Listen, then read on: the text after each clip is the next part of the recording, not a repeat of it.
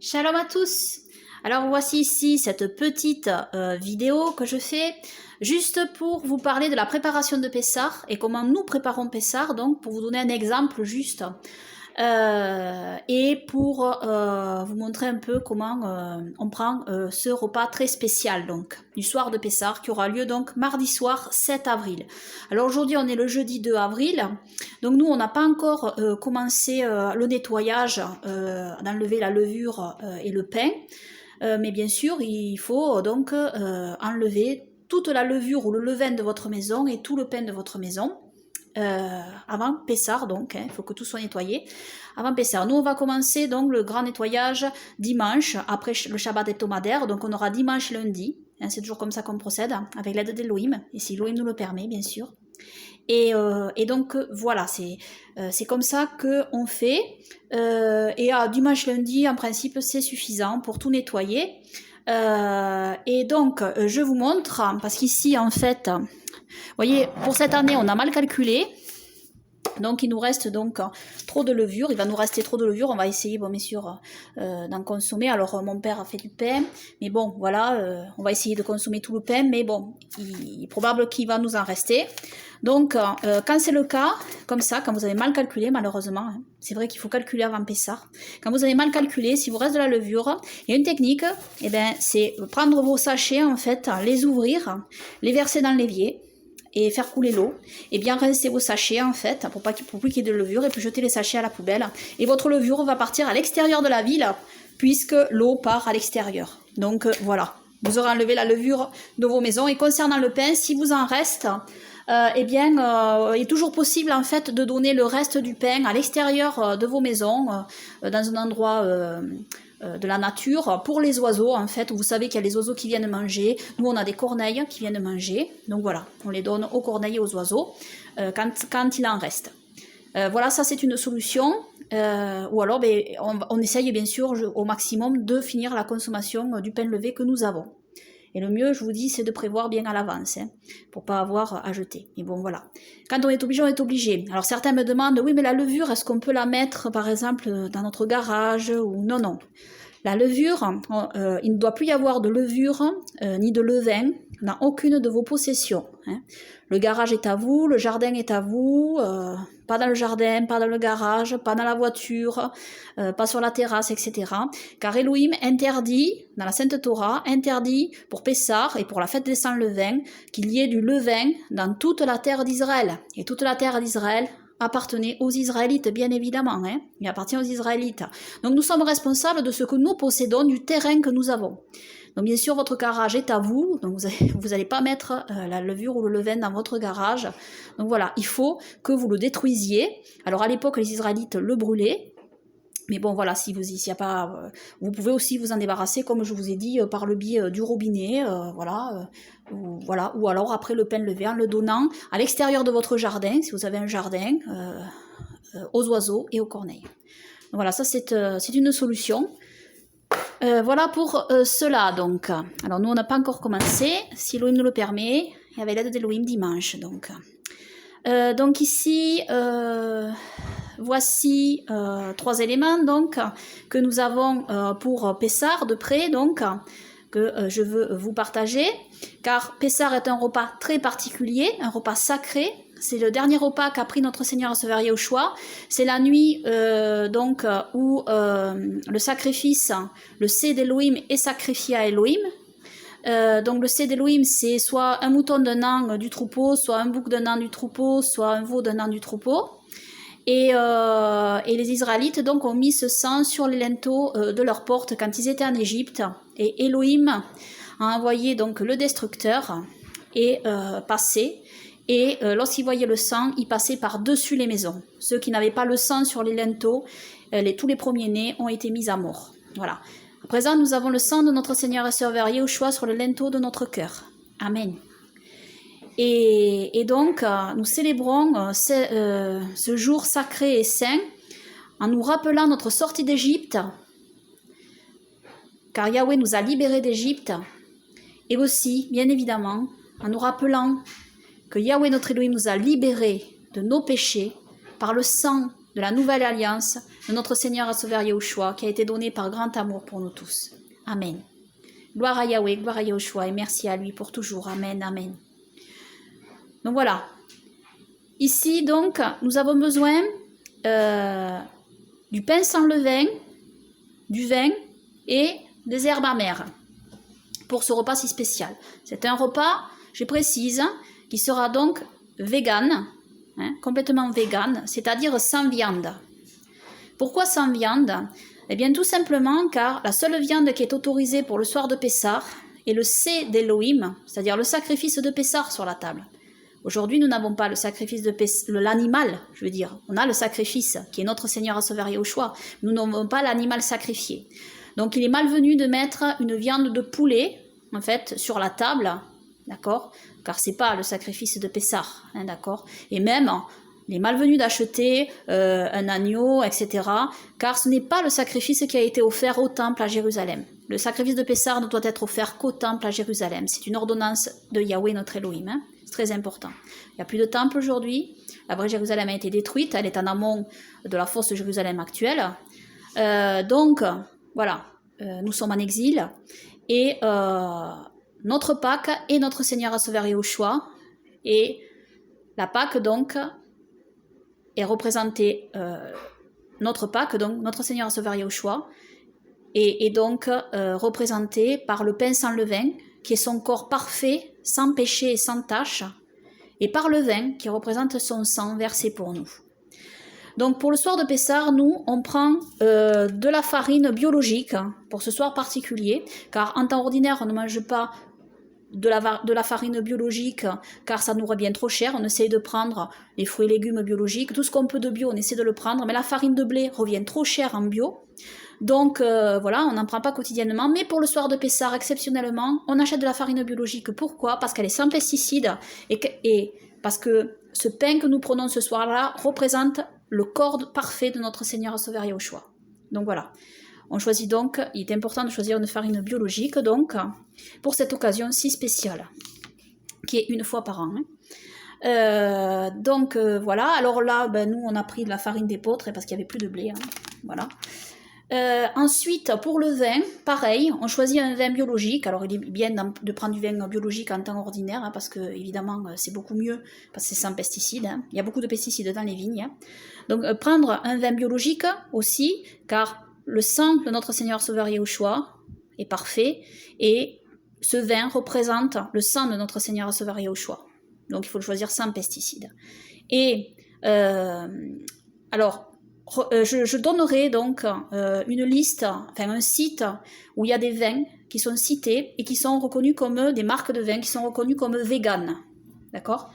Vegan, pourquoi? Alors, il faut savoir que tous les vins bio ne sont pas forcément vegan. Et donc pour savoir si le vin vegan est bio, alors il y a beaucoup de vins bio qui sont vegan en fait, mais bon, c'est pas sûr. Mais pour savoir s'ils sont vegan, même quand il n'y a pas le logo, nous il n'y a pas de logo vegan ici, mais il y a des marques en fait qui sont reconnues vegan. Eh bien il y a un site internet que j'ai et on peut trouver certaines marques de vin vegan. Ou alors, si sur ce site-là vous ne trouvez pas la marque du vin que vous avez, par exemple, pour vérifier, vous tapez le nom de la marque de votre vin sur internet et en principe vous allez le trouver, vous allez voir si celui-ci est vegan ou pas. C'est aussi une possibilité. Et donc, pourquoi choisir un vin vegan? Voilà, vous pouvez vous poser la question, parce que vous dites, oui, mais le vin, c'est juste du jus de raisin, en fait, fermenté, et voilà, et qui s'est transformé en alcool. Eh bien, en réalité, savoir que il y a un processus pour la clarification du vin. Qu'est-ce que la clarification du vin? C'est le retrait, en fait, du dépôt dans le vin qui se fait, qui est ce qu'on appelle la lie. Vous connaissez sûrement l'expression « boire le vin jusqu'à la lie » dans les Saintes Écritures. Et la lie, c'est un dépôt qui se met au fond. Avant, dans les bouteilles, ce dépôt y était. Il fallait faire attention, quand on versait le vin, de ne pas verser le dépôt au fond de la bouteille. Et parce que ce dépôt n'est pas bon à boire en fait. Et donc, dans l'industrie aujourd'hui, ils ont donc enlevé la lie par un processus de clarification. Et ce processus, malheureusement, n'est pas cachère pour certains. Donc, parce que certains utilisent de la gélatine de porc pour clarifier le vin. Certains utilisent le produit d'un poisson non cachère pour clarifier le vin, ou alors des œufs, mais ces œufs ne sont pas forcément bio, donc c'est pas bon non plus, parce que bon, les poules sont maltraitées avec les œufs pas bio, donc voilà. Par contre, dans la clarification végane, donc, de plusieurs vins bio, c'est un minéral qui est utilisé pour clarifier le vin. Donc c'est pour ça qu'il faut vous assurer que votre vin biologique donc est vegan. Voilà. Alors vous me direz, oui mais s'il est cachère, s'il y a le sceau cachère dessus, oui mais savoir que les vins cachères en fait sont pas forcément bio. D'accord? Les vins rabbiniques avec le sceau cachère sont pas bio, donc il y a des pesticides dedans. Donc voilà, c'est pas l'idéal en fait. Hein, c'est pas l'idéal pour Pessard et pour même au quotidien en réalité. Hein. Donc voilà, mais ce vin bio et vegan est cachère en fait, hein, parce que savoir que le yaïn, le vin dans la Bible, est cachère pour Pessard à condition bien sûr qu'il soit qu'il soit bio pardon, et et puis vegan, clarifié de manière végétale et pas avec des produits animaux. Donc voilà. Voilà ce que je peux dire sur le vin et la farine donc. Pour la roquette, donc, parce que nous, comme herbe amère, moi je préconise donc de la roquette, donc biologique. Pourquoi? Parce moi je la trouve amère. Vous pouvez prendre aussi du pissenlit, mais là bon, vous n'en aurez pas dans le commerce, du pissenlit. Hein. Si vous en avez dans vos jardins, qu'il est propre, voilà, et pas à côté de route, pas à côté d'autoroute, ou que les chiens ne soient pas passés pour faire leurs besoins dessus. Donc voilà, si c'est dans votre jardin à l'abri, vous pouvez en prendre. Bon, nous voilà, on prend de la roquette. Alors, moi je préconise pas la laitue. Pourquoi? Parce que la laitue, en fait, c'est pas amer. Je vois pas où les gens me disent oui, c'est amer. Alors, on n'a pas le même sens de l'amertume, probablement. Hein. J'ai pas le même goût que les gens, en fait. Pour moi, la laitue, c'est pas amer. Et puis, je pense qu'au temps biblique, les laitues telles qu'on les a maintenant, ces grosses salades, vous savez, ces laitues, je doute en fait que c'est ce genre d'herbe-là qu'il mangeait en fait pour Pessard. Tout simplement parce que ces laitues, en fait, elles ont été travaillées par la main de l'homme, hein, par des croisements, etc., pour arriver à ces grosses laitues. Et alors que les salades sauvages ressemblent à cela. Hein. Les salades sauvages, ça ressemble plus à de l'herbe en fait. Il y a beaucoup de verre dedans, en réalité. Donc voilà pour le repas de Pessard, donc l'essentiel en fait du repas de Pessard. Alors après, pour le soir de Pessard, vous me direz, oui bon, on mange pas de viande, mais qu'est-ce qu'on mange alors? Alors l'essentiel du repas doit tourner autour des pains sans levain, hein, ce soir-là. Après je vais vous expliquer pour le lendemain, le mercredi qui est aussi chômé, hein, donc parce que le premier jour chômé de la fête va du mardi soir avec le repas de Pessard jusqu'au mercredi soir à la fin du coucher du soleil. Donc le mercredi, c'est le jour J où notre Seigneur et Sauveur Yeshua est mort à la croix pour nos péchés, par grand amour pour nous tous. Donc voilà, c'est un jour chômé. Et c'est le jour où les Israélites donc sont sortis d'Égypte. Donc en réalité, ce jour-là, on fait un culte. C'est un Shabbat, c'est un repos, comme un Shabbat hebdomadaire. En réalité, on ne travaille pas, on ne cuisine pas, donc tout préparé à l'avance, bien évidemment. Le lendemain, donc le mercredi, vous pouvez manger de la viande que vous aurez préparée la journée de mardi, en fait, hein, pour le mercredi, du poulet. Vous pourrez en manger parce que c'est plus le soir de Pessard, ce soir de Pessard-là, hein, qui est très particulier et où seul le Sed d'Elohim de Pessard doit être offert ce soir-là. La viande de Pessard doit être offerte ce soir-là. Après, le lendemain, vous pouvez manger de la viande, si vous voulez. Nous, c'est ce qu'on fait, on mange du poulet tout souvent le mercredi, et donc, à condition que bon, vous assuriez qu'il ait bien été élevé, hein, et abattu, bien sûr. Et puis après, vous pouvez manger du riz, des pâtes, même des pâtisseries, à condition que ce soit sans levain, hein, donc en fait non levé. Vous pouvez manger, voilà. Ce qu'il faut, c'est retirer tout le levain, en fait, et qu'il n'y ait plus de levain dans vos maisons avant le mardi soir, en réalité. Donc vous pourrez manger des pâtes, du riz, des légumineuses, des pâtisseries, enfin voilà, que vous aurez préparé avant. Mais le soir de Pessard, c'est juste les pains sans levain qui sont mis en avant, et on mange juste avec ça. Donc c'est pour ça que le soir de Pessard, on mange pas de pâtes, on mange pas de riz. C'est vraiment les pains qui doivent être le plat de base principal, les féculents, en fait, et sans levain, donc. Et ensuite, Pour accompagner, quand même, nous on mange des légumineuses en fait, tout ce qui est légumineuse. Donc vous pouvez prendre du maïs, enfin nous on avait mangé, dans le temps on avait mangé du maïs, des tomates, cerises, des oignons, et puis voilà. Alors vous pouvez faire une sauce, mais pas une sauce à base d'œufs par exemple, hein, parce que tout ce qui est animal on l'enlève le soir de Pessah. Donc pas d'œufs. Hein. En plus, il faut savoir que les juifs rabbiniques mettent des œufs qui proviennent en fait de la fête païenne de Pâques dans leur repas, parce que les œufs de Pâques, c'est païen. Donc bon voilà. Mais bon, nous en plus on met pas d'œufs parce que c'est un produit animal. Pour le soir de Pessah, on met pas d'œufs. Donc ce qu'on fait, c'est une sauce en fait à l'huile d'olive et vinaigrette en fait. Sauce vinaigrette quoi. Mais on utilise donc du vinaigre de cidre de pomme bio, avec de l'huile d'olive bio, on fait une petite vinaigrette et puis on trempe le pain en fait dans la sauce avec les légumineuses. Donc là cette année ça sera des petits pois avec une sorte de variété d'autres soja je crois, hein, des fèves de soja, et puis petits pois, je crois que ça sera ça. Et donc voilà, et on accompagne. Alors c'est un repas assez sobre en fait, hein, mais voilà, c'est le repas de Pessah qui est très particulier. Après je vais vous montrer comment on célèbre en fait le repas. Donc voilà pour ce que je voulais dire pour le repas. Donc voilà, pour nettoyer après, nous on pousse les meubles aussi, on pousse le four, on pousse, voilà, on nettoie, on enlève toutes les miettes, on balaye et puis on fait le ménage après de la maison, aspirateur, etc. pour aspirer le plus de miettes possible après avoir enlevé la levure et le pain donc. Hein. Donc ensuite, je veux juste vous montrer la table. Donc cette table-là, bon, elle n'est pas encore mise pour Pessah, bien sûr. Mais voilà, mon père donc se met là, ma mère en face et moi ici donc. Ici, donc il y a les pains qui seront posés, les assiettes, voilà, le vin. Et donc, pour ma part, je lis donc le passage de Matthieu, où notre Seigneur Sauveur Yahushua, le Matthieu hébreu du Shem Tov, où notre Seigneur Sauveur Yahushua dit prenez ceci et mon corps, mangez-en tous. Faites ceci en mémoire de moi. Et au moment où je dis cette phrase, mon père prend le pain, le brise, le distribue à ma mère et à moi, et donne la bénédiction sur le pain, et remercie Yahweh, mon Seigneur et notre Seigneur Sauveur Yahushua, et on mange le pain à ce moment-là, après que j'ai lu ce passage. Et ensuite, je fais pareil, je continue la lecture du passage, je lis quand notre Seigneur Sauveur Yahushua dit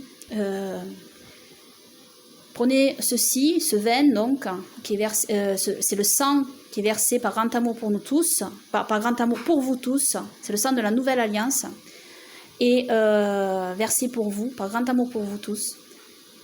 Et une fois que j'ai dit ça, donc mon père donne la bénédiction sur le vin, remercie Yahweh, notre Seigneur Sauveur Yahushua, c'est ça, c'est la bénédiction qu'il donne en fait, c'est les remerciements à Yahweh et à notre Seigneur Sauveur Yahushua, et on boit à ce moment-là le vin. Et donc après, on s'assoit, et après, on commence à manger. Donc, on commence à manger les pains sans levain avec les légumineuses, avec la sauce. Et donc voilà, on prend notre repas dans le respect que l'on doit à Yahweh notre Elohim, à notre Seigneur Sauveur Yahushua. Et voilà, et puis on finit le vin s'il y en a encore. Et ensuite, donc on se lève et donc on va à la salle à manger. Et là, on va lire donc le passage de l'Exode, chapitre 1 jusqu'au chapitre 15, donc. Et en plus, nous concernant, nous avons donc les passages qui sont dans les Totafot, les Téphilines. Je ne sais pas si vous avez vu mon étude sur les Totafot et les Téphilines. Il faut savoir que, voilà, il y a 4 petits rouleaux à l'intérieur. J'en ai un supplémentaire me concernant. Voilà, ici, que j'attache autour de mon cou. Et donc, voir mon étude sur le sujet si vous ne connaissez pas. Mais on sait que les Israélites donc transportaient des rouleaux miniatures avec eux ainsi parce qu'ils n'avaient pas de Bible imprimée. Et probablement, donc, ces rouleaux sont liés avec la fête de Pessah. Donc, probablement qu'ils prenaient ces rouleaux au moment de Pessah et qu'ils lisaient donc tous ces passages dans ces rouleaux au moment du soir de Pessah, de la fête de Pessah, quand ils étaient chez eux. C'est une probabilité, hein. Et donc il n'y a pas que Exode chapitre 1 à 15, il y a aussi des passages du Deutéronome. Et nous lisons donc, enfin moi je les lis, hein, voilà. Et donc voilà, c'est c'est ce que nous lisons le soir de Pessah. Alors ça fait beaucoup de lectures et on lit aussi le passage de l'évangile de Jean. Et tous les passages de lecture que nous lisons, je vais vous les mettre explicitement avec les références dans la description de cette vidéo pour que vous les ayez en fait. Ensuite, avant Pessah, je mets donc ce chandelier, la menorah, devant la fenêtre, comme pour toutes les fêtes et pour le jour du Shabbat. Et en haut, je mets Passover, parce qu'on vit dans un pays anglophone chez nous. Passover, qui signifie donc Pâques, donc en anglais, Pessah. Et donc voilà, et puis le lendemain, le premier jour des pains sans levain, je change et je mets que c'est le premier jour des pains sans levain, donc des sans levain. Donc voilà. Voilà notre façon de célébrer Pessah, et ça prend une bonne partie de la soirée, rien que la lecture. Hein, et donc voilà. Ensuite aussi, ce que nous faisons, c'est nous chantons donc des cantiques en rapport avec la fête de Pessah. Donc nous avons 2 cantiques en hébreu pour Pessah. Attendez que je cherche. Voilà, nous avons celui-ci. Voilà, peut-être que vous le connaissez.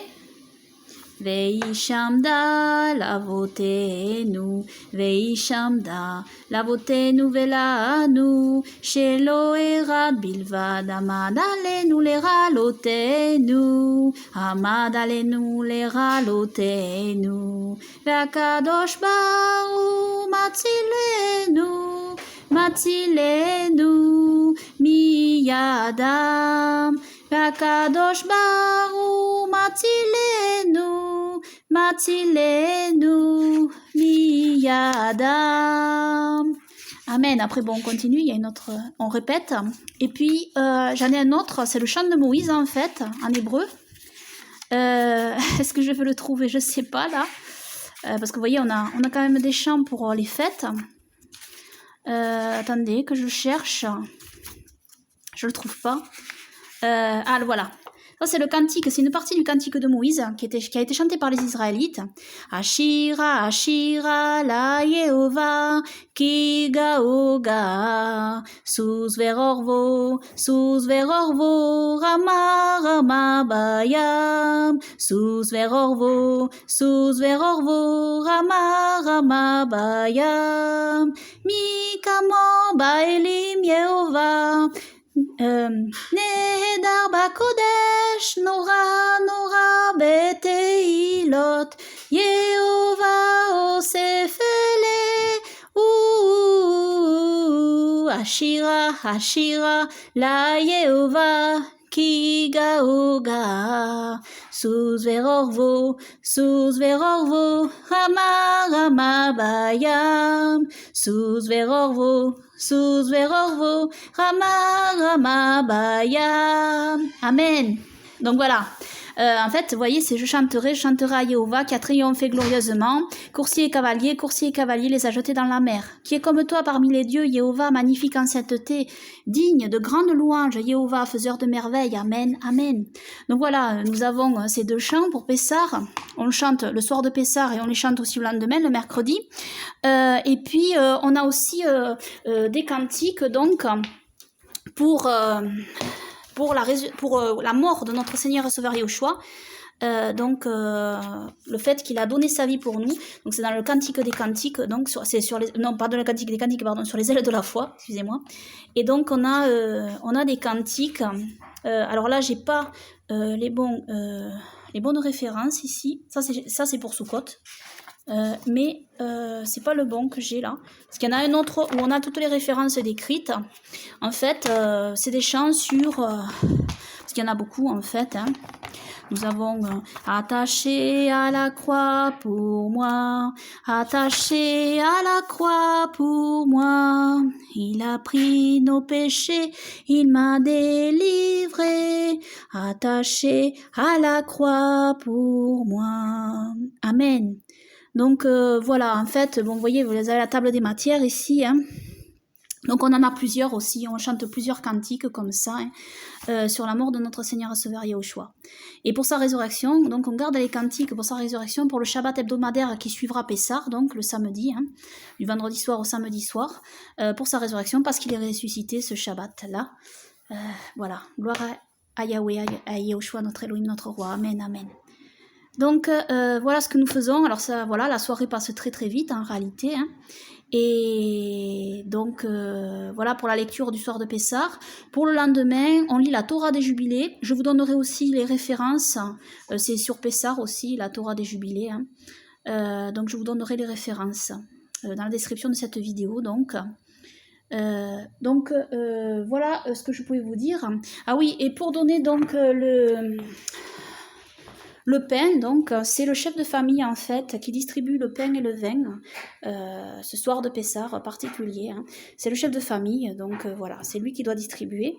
Si après vous êtes seul et que, voilà, vous n'êtes pas marié ou voilà, pour certaines circonstances, veuve ou divorcée, eh bien, là, c'est directement Elohim qui est votre chef. Hein. Tandis que, bon, si vous vivez avec vos parents et que votre père est croyant, mais c'est votre père, donc le chef de famille.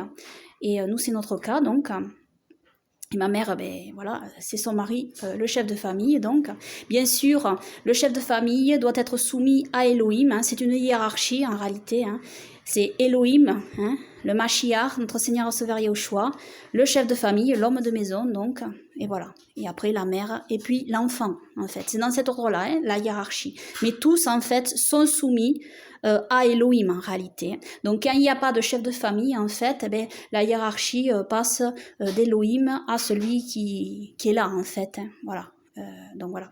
Donc si vous n'avez pas de chef de famille, en fait d'homme hein, dans la maison, eh bien c'est la femme donc dans ces cas-là qui va distribuer le pain, hein, voilà, et le vin.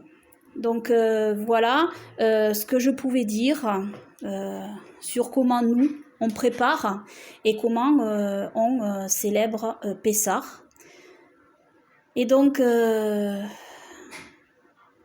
ce jour soit consacré à Yahweh, Jéhovah, notre Elohim, notre roi, et à notre Seigneur et Sauveur Yahushua, et que nous soyons tous en communion, en esprit et en vérité, en ce jour sacré, en ce jour saint, et que Yahweh vous garde tous dans ces temps de troubles et de difficultés, vous garde tous de ce virus et de tout mal, et qu'il soit avec nous tous, et qu'il nous dirige toujours dans toutes ses voies, dans la sanctification, et que nous demeurions fermes dans la foi véritable, en Yahweh Yahushua, notre Elohim, notre roi, et que son règne glorieux vienne, et à lui seul, Yahweh Yahushua, notre roi, toute la gloire, les honneurs, les remerciements, l'adoration et les louanges pour toujours.